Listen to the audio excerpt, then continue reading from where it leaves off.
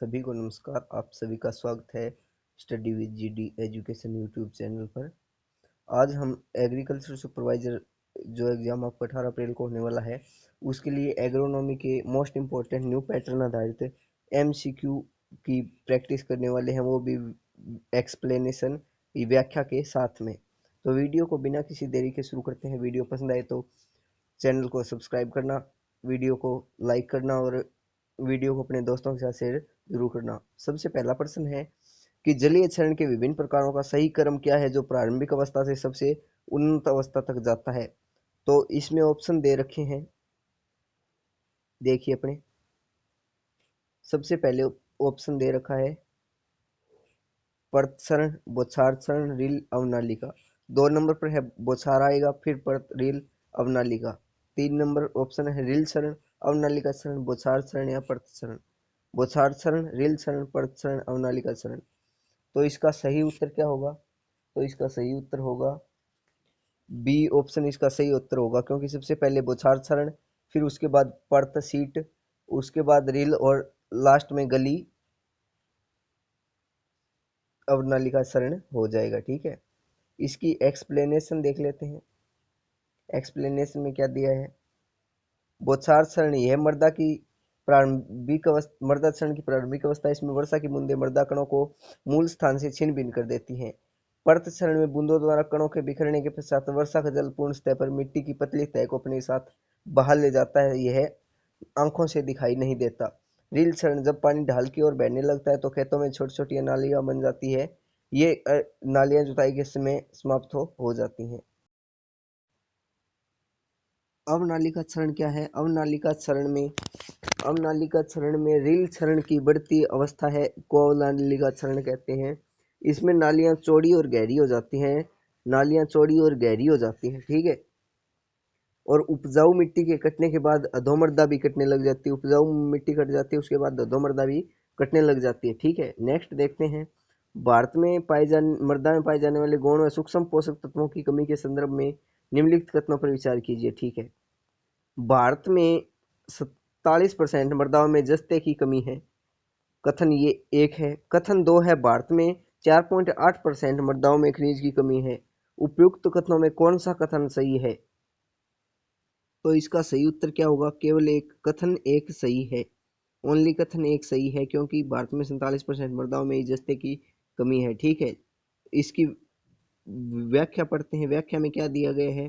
पोषक तत्व और कमी वाली मृदाओं का प्रतिशत। लोहे की कमी 11.5% मृदाओं में, तांबे की कमी 4.8% मृदाओं में और मैग्नीज की कमी 4% मृदाओं में। और इसमें क्या दे रखा है? 4.8, लेकिन 4% मृदाओं में ही मैग्नीज की कमी है।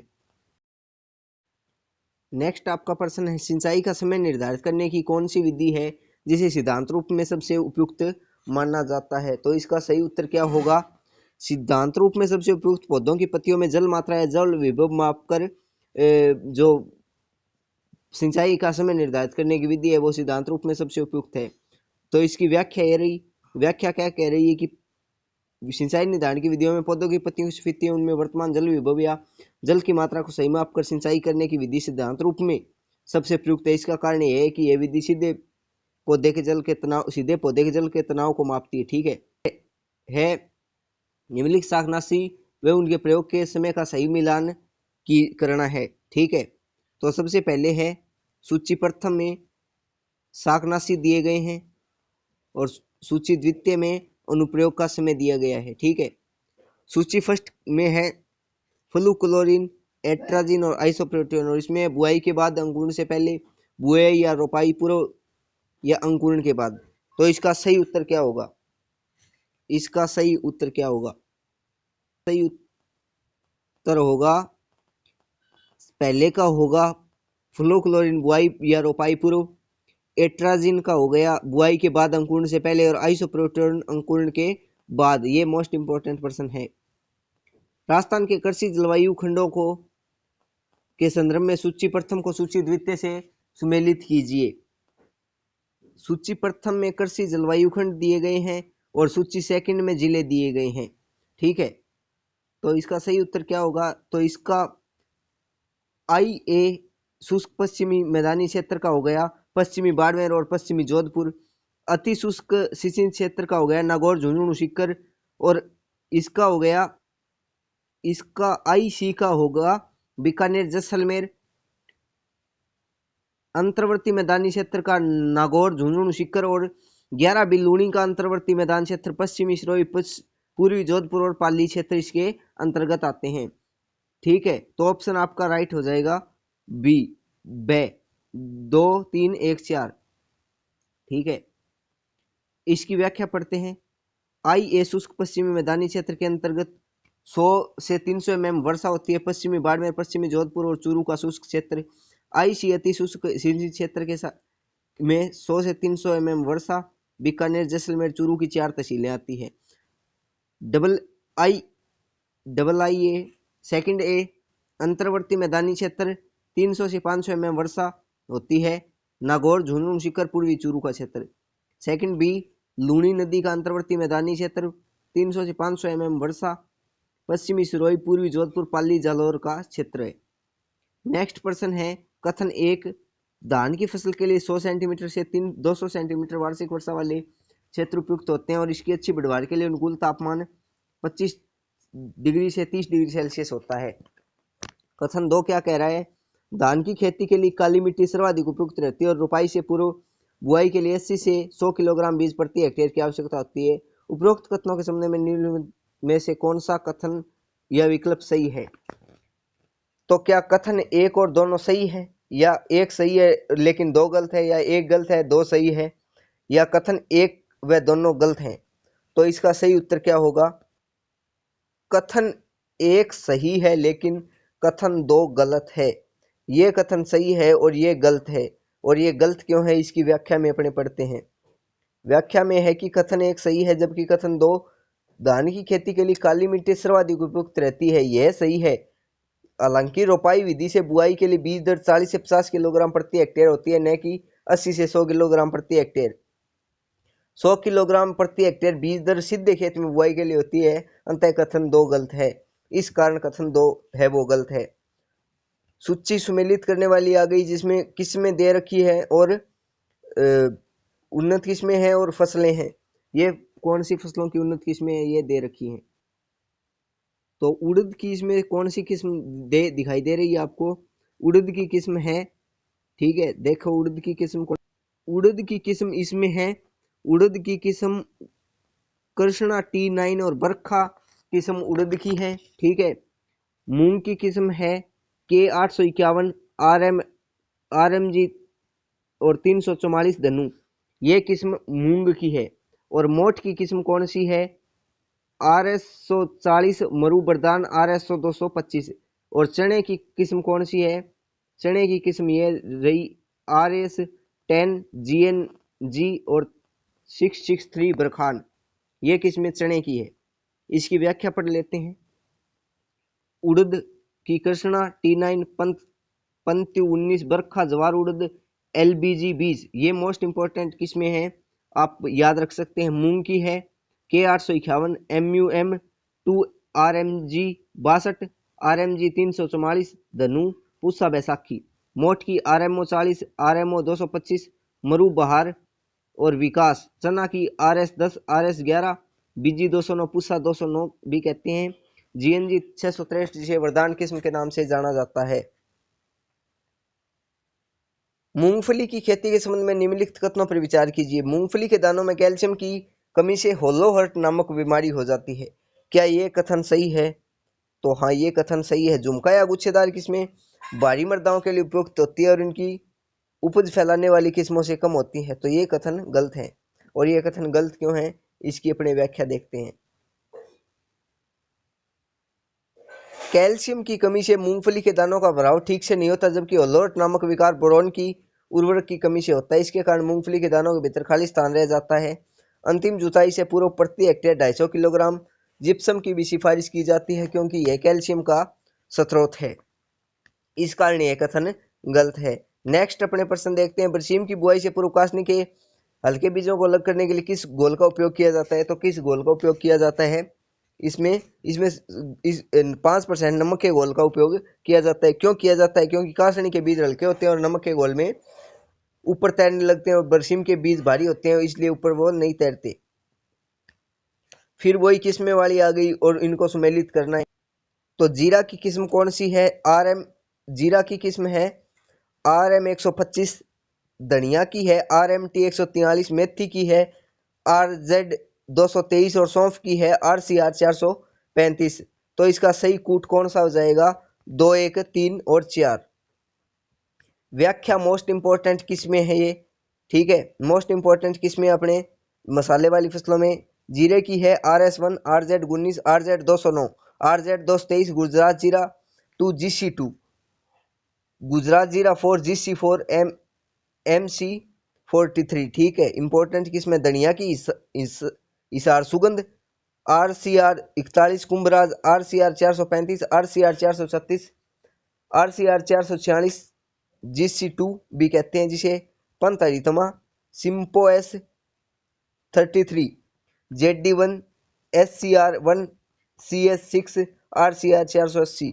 धनिया की इंपॉर्टेंट किस्में है, मेथी की है RMT1, RMT 143 एक, ये किस्म है को एक, राजेंद्र क्रांति गुजरात मेथी 2, हिसार सोनाली। सौंफ की इंपॉर्टेंट किस्म गुजरात सौंफ first, RF 101, RF 125, RF 143, PF 35 और कोयम्बटूर। ये किस्में मोस्ट इंपॉर्टेंट है इसकी, ठीक है। नेक्स्ट अपने जल्दी जल्दी इस क्वेश्चन को कर लेते हैं ताकि वीडियो ज्यादा लंबी ना हो। कथन ए और कारण ब पर विचार कीजिए। कथन ए, हरित क्रांति के कारण देश को खाद्य सुरक्षा प्राप्त हुई और भारत खाद्यान्न उपलब्धता में आत्मनिर्भर बन गया। कारण ब, अधिक उपज देने वाली गेहूं की किस्में तैयार करने से देश में वृद्धि तेजी से कृषि उपज में अस्तित्व में वृद्धि हुई। तो ये क्या कथन दोनों सही हैं और क्या कथन कारण की सही व्याख्या करता है? तो इसका सही उत्तर क्या होगा? इसका सही उत्तर होगा कि कथन और कारण दोनों सही और कारण कथन की सही व्याख्या करता है। हरित क्रांति के कारण गेहूं की नई किस्में तैयार की गई और अधिक उपज प्राप्त हुई। व्याख्या है, हमारे देश में खाद्यान्न की उपलब्धता कई गुना बढ़ गई जिससे खाद्यान्न की उपलब्धता के मामले में देश आत्मनिर्भर हो गया। वर्तमान में भारत खाद्यान्न का निर्यात भी करता है। कारण भी सही क्यों है? डॉक्टर MS स्वामीनाथन और नॉर्मल ई बोरलो के प्रयासों के परिणाम स्वरूप अधिक उपज देने वाली गेहूं की किस्में तैयार हुई। इन्हीं किस्मों और उन्नत कृषि तकनीकों के प्रयोग से आज भारत में तेजी से कृषि के विकास में अस्तित्व आया है। नेक्स्ट 12वां प्रश्न है कि किसानों के बीच प्रचलित कहावत साडी हुए 60वें दिन जब पानी पवे 8वें दिन किस फसल से संबंधित है? तो ये धान से संबंधित है, धान फसल से संबंधित है। इसका अर्थ है कि यदि साडी धान है, धान की एक अल्पावधि वाली किस्म जो लगभग 60 दिनों में तैयार होती है, को उसके वृद्धि काल में हर 8 दिन में पानी मिलता रहे अर्थात सिंचाई या वर्षा होती रही तो यह वह 60वें दिन ही पककर तैयार हो जाती है। नेक्स्ट है मिलान कीजिए। नेक्स्ट है सूची का मिलान करना है। इसमें एक तरफ कण के वर्ग दिए गए हैं और दूसरी तरफ व्यास दिया गया है, वो भी mm में, ठीक है। तो इसका हो गया मोटी बालू का व्यास कितना होता है? 2.0 से 0.20 mm, 2.0 से 0.20 mm। महीन बालू का 0.20 से 0.2 mm। सिल्ट का क्या होगा? सिल्ट का होगा 0.002 से 0.002 mm। मृत्तिका का 0.002 mm से कम होगा, ठीक है। तो इसका सही कूट क्या हो जाएगा? 4, 3, 2, 1 हो जाएगा, ठीक है। सूची का मिलान करना है अगली में। पोषक तत्व और उसकी सूचक फसलें हैं, तो इस सूची का मिलान करना है। फास्फोरस है, उसकी सूचक फसल मक्का है। पोटेशियम की सूचक फसल क्या है? पोटेशियम की तंबाकू है। मोलिब्डेनम की फूलगोभी है और जस्ता की धान है। जस्ता की कमी से धान में खेरा नामक रोग हो जाता है, ठीक है। ये आपको ध्यान रखने वाली बात है। आपकी इसकी व्याख्या देखिए। पोषक तत्व और सूचक फसलें इंपॉर्टेंट जो है सूचक फसलें पोषक तत्वों की कमी से इनके सबसे ज्यादा प्रभाव इन फसलों पर दिखाई देते हैं। व्याख्या क्या है कि पौधे में किसी विशिष्ट पोषक तत्वों की कमी को पहचानने के लिए कुछ फसलें अत्यधिक संवेदनशील होती है जिन्हें सूचक फसलें कहा जाता है। तो नाइट्रोजन की कमी गोभी और चुकंदर की फसल में होती है। पोटास की सूचक फसलें हैं मक्का। फास्फोरस की सूचक फसलें हैं मक्का, सरसों। पोटास की है आलू और तंबाकू। ठीक है। कैल्शियम की सूचक फसलें टमाटर, मैग्नीशियम की तंबाकू, सल्फर की सरसों और गोभी, लोहे की मूंगफली और धान, जिंक की धान और मक्का सूचक फसलें हैं। ये इंपॉर्टेंट टेबल थी, इसको आप याद कर लेना, ठीक है। नेक्स्ट है पेड़ पौधों में औसतन कितने परसेंट जल पाया जाता है? तो पेड़ पौधों में 84 से 99% जल पाया जाता है। ये इसकी व्याख्या है, पेड़ पौधों में लगभग 84 से 99% जल पाया जाता है। ये पौधे के प्रत्येक भाग में सफेदी बनाए रखने के लिए अहम भूमिका निभाता है, जिससे कोशिकाएं फूल जाती हैं, ठीक है, जिससे क्रिया है कोशिकाएं फूल जाती है। केंद्रीय कृषि इंजीनियरिंग संस्थान की स्थापना भारतीय कृषि अनुसंधान परिषद द्वारा किस वर्ष और कहाँ की गई? तो कहाँ की गई? केंद्रीय कृषि इंजीनियरिंग संस्थान की स्थापना कहाँ की गई थी? तो ये की गई थी 1976 में भोपाल एमपी में की गई थी, ठीक है। नेक्स्ट है कि नेशनल हॉर्टिकल्चर मिशन के संबंध में निम्नलिखित में से कौन सा कथन असत्य है? तो इसकी शुरुआत 2005-6 में हुई थी, ये बिल्कुल सही है। इसका उद्देश्य भारत में बागवानी क्षेत्र का व्यापक वृद्धि करना था, ये भी सही है। योजना की शुरुआत में केंद्र सरकार व राज्य सरकार का 85.15 था, ये भी सही है। वर्तमान में केंद्र सरकार व राज्य सरकार का 85.15 है, लेकिन ये कथन आपका बिल्कुल गलत हो जाएगा। 85.15 नहीं है ऐसे, ये इसका है वर्तमान 60.40। यह योजना बागवानी को बढ़ावा देने वाले किसानों की आय बढ़ाने और पोषण सुरक्षा सुनिश्चित करने के लिए महत्वपूर्ण है। नेक्स्ट है कि पीएम किसान निधि योजना की शुरुआत किस तिथि को हुई थी? तो इसका उत्तर हो जाएगा 1 दिसंबर 2018 को। पीएम किसान सम्मान निधि योजना की औपचारिक शुरुआत तो 24 फरवरी 2019 को गोरखपुर उत्तर प्रदेश से हुई थी। यह एक 100% केंद्रीय सरकार द्वारा वित्त पोषित योजना है, जिसके तहत किसान परिवारों को प्रति वर्ष 6,000 रुपए की आर्थिक सहायता 3 किस्तों में प्रदान की जाती है, ठीक है। नेक्स्ट है निदेशालय प्याज और लहसुन अनुसंधान संस्थान कहाँ है? तो ये कहाँ स्थित है बताइए आप जरा। तो ये पुणे में स्थित है, ठीक है, पुणे में स्थित है। इसकी व्याख्या देख लेते हैं। इंदौर में क्या है? इंदौर में है निदेशालय सोयाबीन अनुसंधान संस्थान इंदौर, निदेशालय मशरूम अनुसंधान Solan, director of groundnut research Junagadh में, ग्राउंडनट यानी मूंगफली रिसर्च डायरेक्टरेट कहाँ है? जूनागढ़ में, ठीक है। नेक्स्ट और लास्ट प्रश्न आज का, सूची का मिलान करना है। सूची का मिलान करना है। इसमें पहले का कृषि प्रौद्योगिकी प्रबंधन अधिकरण एटीएम ये कहाँ है? कहाँ नहीं, ये किस वर्ष शुरू हुआ? तो 2005 में शुरू हुआ। नेशनल हॉर्टिकल्चर मिशन 2005-6 में शुरू हुआ। राष्ट्रीय कृषि विकास योजना आरकेवीवाई कब शुरू की गई? आरकेवीवाई 2007 में शुरू की गई। और national mission for sustainable agriculture 2014-15 में शुरू हुआ। ये आपके एग्रोनॉमी के मिक्स क्वेश्चन थे, मोस्ट इंपोर्टेंट क्वेश्चन थे। इसके अंदर से आपके परीक्षाओं में ये जो सीरीज चलाई जा रही है, इसके अंदर से परीक्षाओं में प्रश्न पूछने की प्रबल संभावनाएं हैं। नेक्स्ट वीडियो अपने टॉपिक वाइज जो जैविक खेती और खरपतवार वाला टॉपिक है, जैविक खेती और खरपतवार वाले टॉपिक के टॉपिक वाइज दोनों टॉपिकों के एमसीक्यू न्यू पैटर्न पर आधारित होंगे। उसकी वीडियो शायद कल अपलोड हो जाएगी, या कल नहीं होगी तो कल शायद मुश्किल है अपलोड होना, परसों जरूर अपलोड हो जाएगी उसकी टॉपिक वाइज एमसीक्यू की, ठीक है। Mix question topic wise MCQ और जो आपके एग्जाम ओरिएंटेड थ्योरी है, वो 500 सब्जेक्ट है जो आपके एग्रीकल्चर सुपरवाइजर में लगते हैं, उनकी सभी की करवाई जाएगी। तो इसलिए चैनल को सब्सक्राइब कर लेना, वीडियो को लाइक कर देना चैनल, और वीडियो को ज़्यादा से ज़्यादा शेयर करना, और चैनल को भी अपने दोस्तों के साथ शेयर जरूर करना। और टेलीग्राम और व्हाट्सएप ग्रुप से आप जुड़ सकते हैं। नीचे दिए गए डिस्क्रिप्शन में दिए गए लिंक से व्हाट्सएप और टेलीग्राम दोनों ग्रुप से जुड़ सकते हैं, जिस पर आपको नोट्स, डीपीपी और मॉडल पेपर प्रोवाइड करवाए जाएंगे। वो भी नए पैटर्न के हिसाब से आपको मॉडल पेपर अवेलेबल करवाए जाएंगे। धन्यवाद, शुभ रात्रि।